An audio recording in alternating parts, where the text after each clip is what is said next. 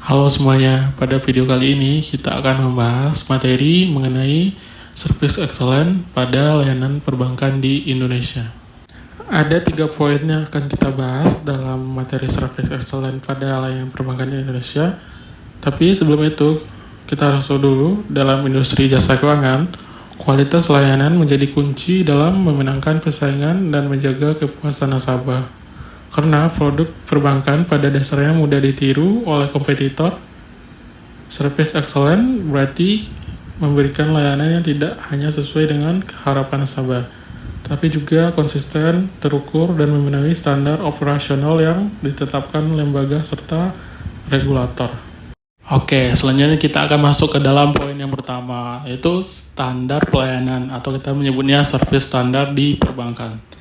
Standar pelayanan merupakan tolak ukur operasional yang digunakan bank untuk memastikan layanan yang diberikan dengan kualitas yang sama di setiap waktu. Dalam konteks perbankan, standar ini mencakup beberapa komponen utama. Itu yang pertama adalah etika dan sikap pelayanan. Petugas harus memiliki komunikasi yang profesional, sopan, dan ramah.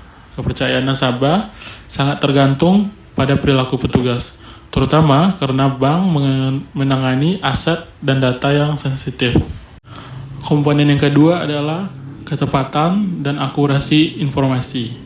Bank wajib memberikan informasi tentang produk dan persyaratan yang jelas, akurat, serta bebas kesalahan. Karena kesalahan pencatatan atau informasi itu bisa merusak pengalaman nasabah dan berpotensi membahayakan reputasi bank itu sendiri. Komponen yang ketiga adalah kecepatan pelayanan. Kecepatan dipandang penting karena nasabah bank sangat menilai layanan berdasarkan waktu tanggap yang dirasakan. Keterlambatan atau antrian yang lama dapat langsung menurunkan persepsi kualitas layanan. Komponen yang keempat adalah penanganan keluhan yang efektif. Standar ini tidak hanya soal layanan awal, tetapi juga bagaimana bank menanggapi keluhan. Bank dituntut cepat dan transparan dalam menyelesaikan persoalan yang dilaporkan oleh nasabah.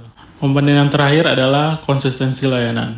Layanan yang prima bukan hanya sekali terjadi pada waktu tertentu, tetapi harus bersedia setiap saat di semua cabang atau layanan, termasuk layanan digital, layanan pada nasabah, dan lain-lain. Poin yang kedua adalah keunggulan atau kualitas layanan prima. Implementasi Service Excellence menawarkan keuntungan nyata bagi bank. Keuntungan yang pertama adalah meningkatkan kepuasan nasabah. Kualitas layanan yang konsisten bisa meningkatkan kepuasan nasabah. Semakin puas nasabah, cenderung untuk tetap menggunakan produk dan layanan bank. Yang kedua adalah loyalitas dan retensi nasabah. Kepuasan yang tinggi juga berkontribusi pada loyalitas nasabah yang berdampak langsung pada stabilitas dana pihak ketiga dan penggunaan produk lain di bank yang sama. Yang ketiga adalah pengurangan sengketa dan komplain.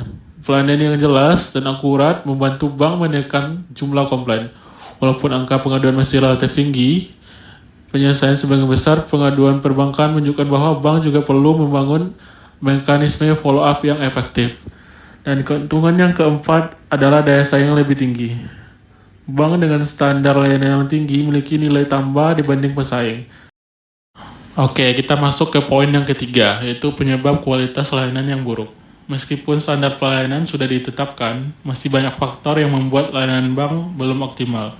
Yang pertama itu kompetensi SDM yang tidak merata. Petugas yang kurang terlatih mempengaruhi kemampuan menjelaskan produk atau menangani kasus kompleks, sehingga menyebabkan nasabah mendapat informasi yang tidak konsisten. Yang kedua, beban kerja yang berlebih. Jumlah nasabah yang banyak tanpa dukungan staf yang memadai membuat layanan menjadi lambat, terutama saat jam sibuk di kantor cabang. Yang ketiga, prosedur yang rumit dan tidak efisien. Birokrasi yang panjang dalam proses layanan sering menciptakan pengalaman yang buruk bagi nasabah, terutama bagi mereka yang baru pertama kali mengakses layanan tersebut. Yang keempat, kurangnya evaluasi dan umpan balik yang efektif.